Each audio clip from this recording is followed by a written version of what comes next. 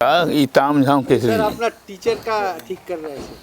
वो बोलता है आप ही इनका पहला टीचर थे ना, तो इसलिए वो टीचर का ठीक कर रहे हैं।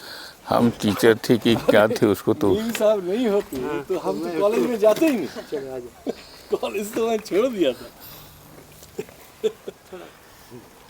अच्छा, हमको जहाँ तक पता है आप शिकागो में ना, आप थियोलॉजी पढ़ रहे थे वहाँ, और नहीं वो तो बाद में बात करेंगे, इसको पूछेंगे, मैं जानकारी के लिए मैं पहले। और आप कहाँ पढ़ी थी? हम तो रांची कॉलेज। रांची कॉलेज। नहीं तो पटना में ये किए 3 साल चिकागो में थी मेरे साथ। आप जब पढ़ रहे थे, हाँ। मैंने पीएचडी कर रहे थे ना, तो आप एमए भी किए थे ना वहाँ? एमए तो हम मिनेसोटा यूनिवर्सिटी से किए। ओ, आप मिनेसोटा में एमए किए थे? यूनिवर्सिटी में किए। ओह, हम अपने अपने काम के ख्याल से अपने काम में हम लोग ध्यान दिए, और गॉसनर कॉलेज की स्थापना के बाद जब मैंने देखा कि रांची यूनिवर्सिटी और उसके अंदर जितने भी कॉलेजेज हैं वे तो साधारण काम कर रहे हैं, लेकिन झारखंड के लिए उसके हृदय तक छूने की बात जो होगी वो तो भाषा ही से होगी। इसलिए मैंने यह निर्णय लिया अपने आप में और गवर्निंग बॉडी को कहा, अगर यहाँ झारखंड की 9 भाषा की पढ़ाई नहीं होगी तो इस कॉलेज को रहना बेकार होगा। और जो उसको हमारे गॉसनर कॉलेज में आते थे उनको हम पूछते थे पहले, क्या आप 9 में से किसी भाषा को पढ़ने चाहते हैं कि नहीं? अगर नहीं पढ़ने चाहते तो दूसरे कॉलेज में चले जाइए, वो आपके लिए खुला है। और यहाँ हम लोग जो तीसरे दर्जे में पास करते थे उनको पहले एडमिशन करते थे, क्योंकि उनके लिए जगह नहीं थी। दूसरे को दूसरे और फर्स्ट डिवीज़न वालों को आखिरी चांस हम लोग देते थे।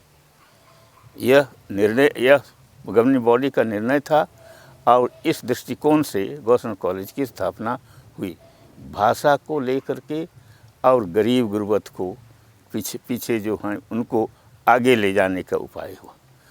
और पढ़ाई जिस तरह से शुरू हुई उसको तो लोग जानते हैं। 1 साल की बात है थोड़ा आगे बढ़ने के बाद, कि उस समय तो हम लोग बिहार में थे। बिहार में मेडिकल के लिए तैयारी के टेस्ट हुआ, उसमें 6 जन गॉसनर कॉलेज से 1 2 3 4 5 6 वे सेलेक्ट हुए।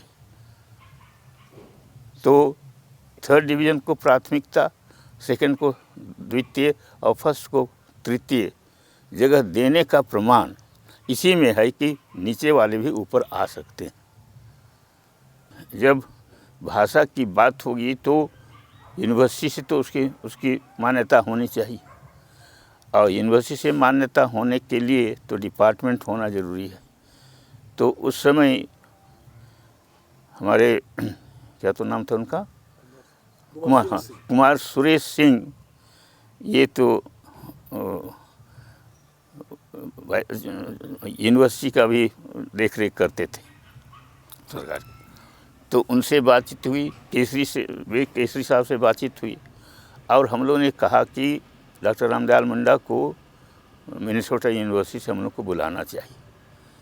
और उन्होंने बुलाने की बात कही और हम लोगों ने समर्थन किया, और 1980 में वे चले आए और डिपार्टमेंट का आरंभ हुआ।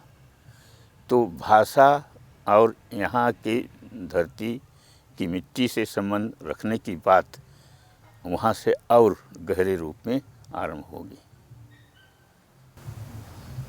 तो कहना चाहिए जो न्यू आपने गॉसनर कॉलेज में रखा था जिस भावना के साथ, उसी को एक कदम रामदयाल मुंडा जी आगे बढ़ाए यूनिवर्सिटी में।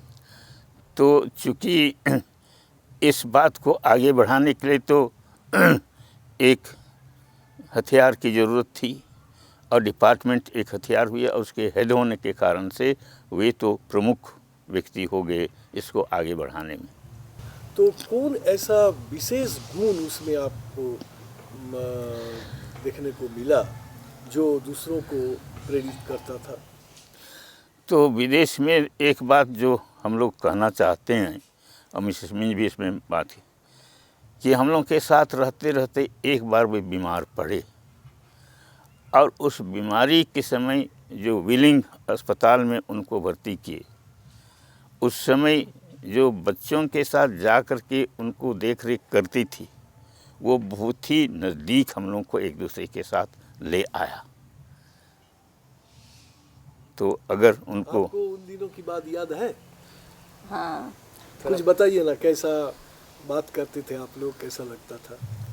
उनको हॉस्पिटल से छूटने के बाद रोटी खाने कहा गया, आटा रोटी। अच्छा, तो वहाँ तो अमेरिका में कोई आटा रोटी बनाने नहीं जानता है, तो एक दो दिन किसी के यहाँ बनवाए, पर उनको अच्छा नहीं लगा, तो मेरे पास आए। हम बोले हाँ, कहीं नहीं बनाएंगे, बनाएंगे, आप खाने आइए।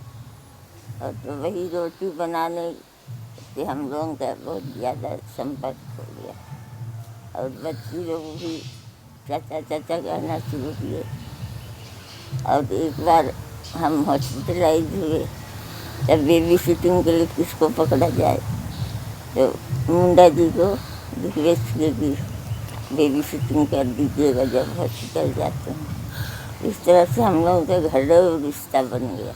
जो आगे चल के पूरे भारत के आदिवासी को एकजुट करने के लिए जो प्रयास आप लोग कर रहे थे, उसमें वो अगुवाई कर सके, ऐसा कुछ गुण उसमें नजर आया आपको?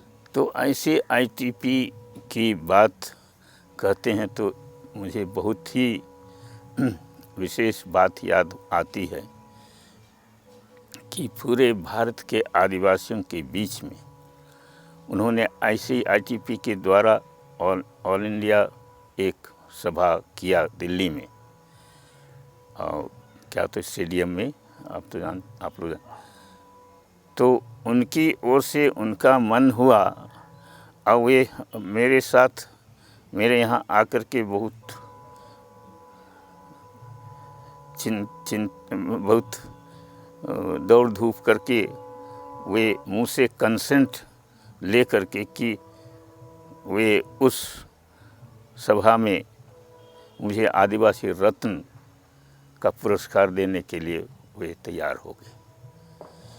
ऐसी बात मैंने तो सोचा ही नहीं था। तो यह तो उनके लिए ज़रूरत थी, लेकिन उन्होंने मुझे उस स्थान में रख दिया।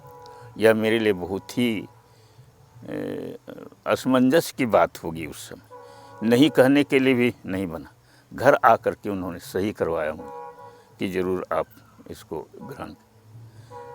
तो मैंने ग्रहण किया और वहाँ आदिवासी रत्न का पुरस्कार उन्होंने दिलवाया मुझे और लोगों ने दिया। यह मेरे जीवन के लिए उनके साथ काम करने का एक बहुत ही विशिष्ट स्थान रखता है। हमको ऐसा लगता है मन में, अभी रेट्रोस्पेक्टिव वे में, उनको मन में भावना जग गई थी कि वे बहुत दिन नहीं जिएंगे, हम ऐसा सोचते।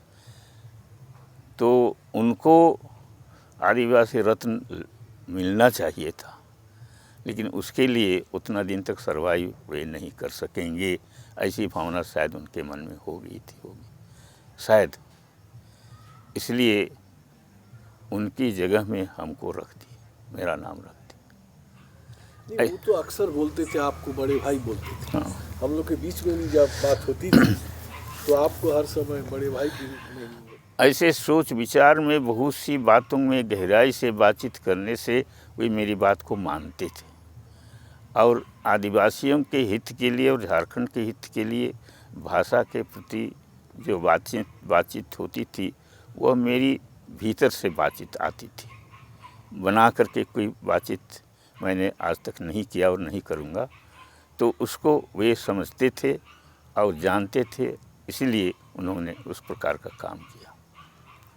तो इस जगह मैं एक नई बात को ले आ रहा हूँ, आप लोग उसको कैसा सोचिएगा।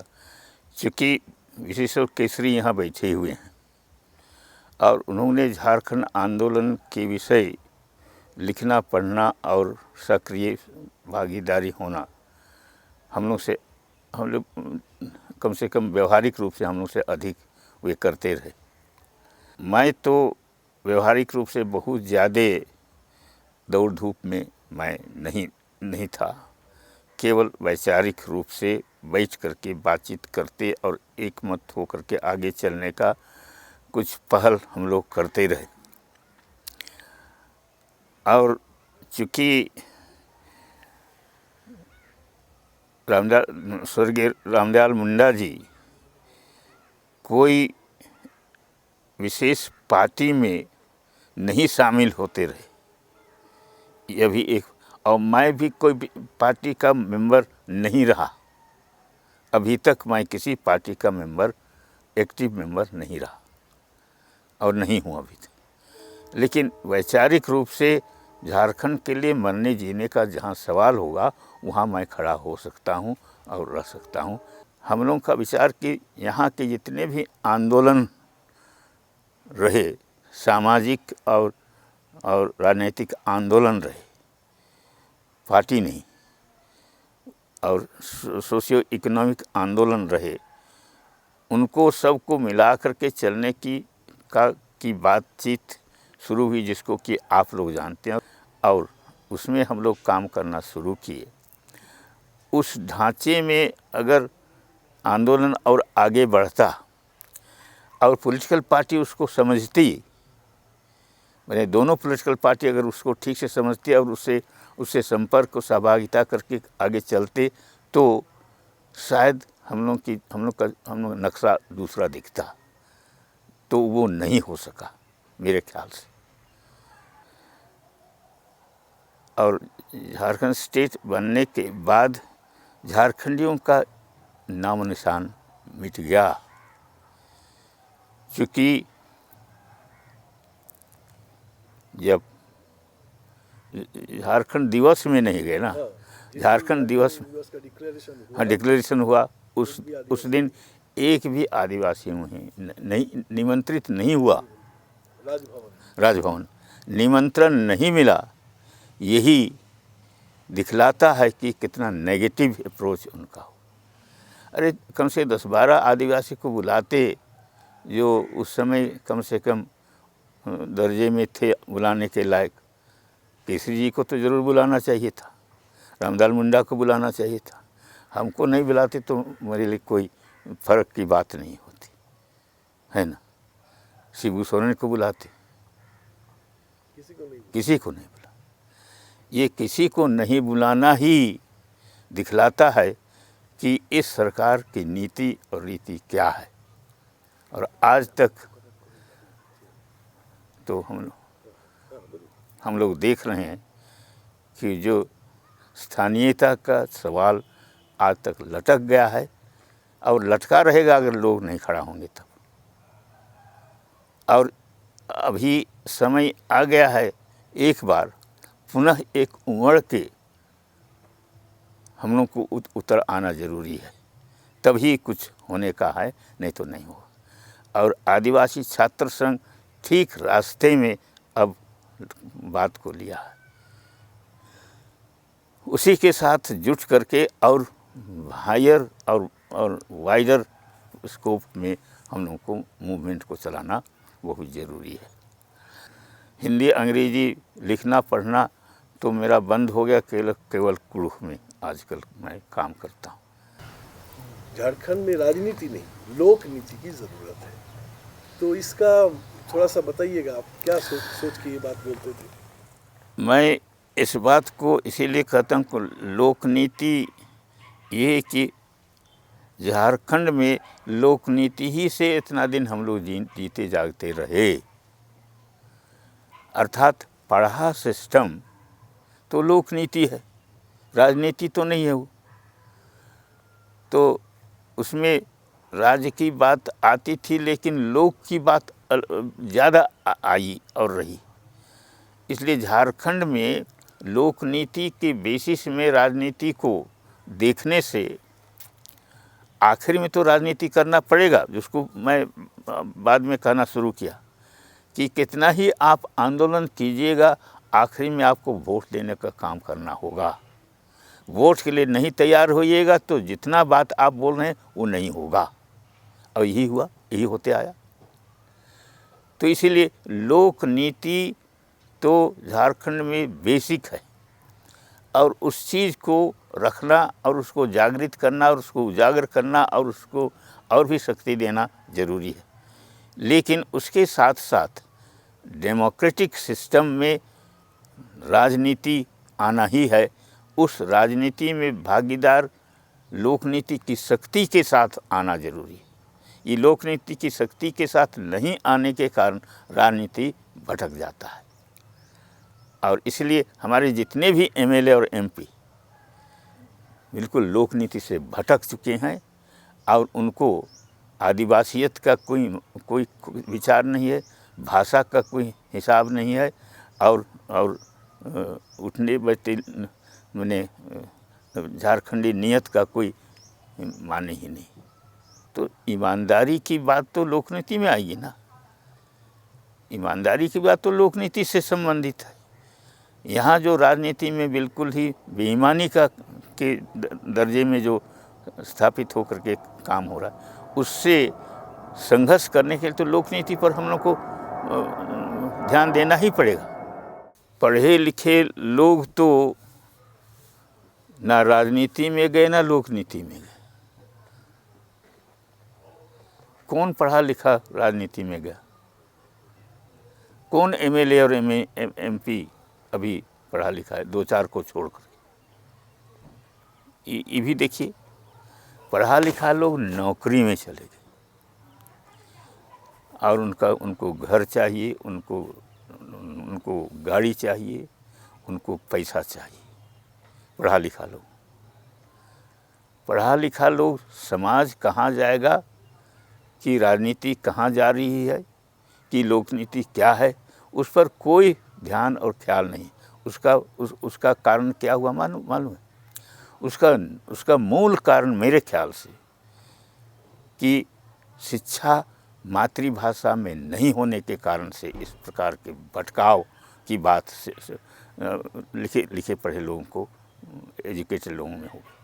बिल्कुल अनाप शनाप चीज़ें पढ़ करके वे हो गए, और जो बुनियादी बात मातृभाषा से निकल आ सकती थी उससे उनको संपर्क ही नहीं होने दिया। और अभी तक ऐसे ही चल रहा है। सुनते हैं 200 स्कूल में मैंने मातृभाषा की, 2000 स्कूल में मातृभाषा की पढ़ाई शुरू होगी। तो क्या पढ़ाएंगे? तो कौन पढ़ाएगा?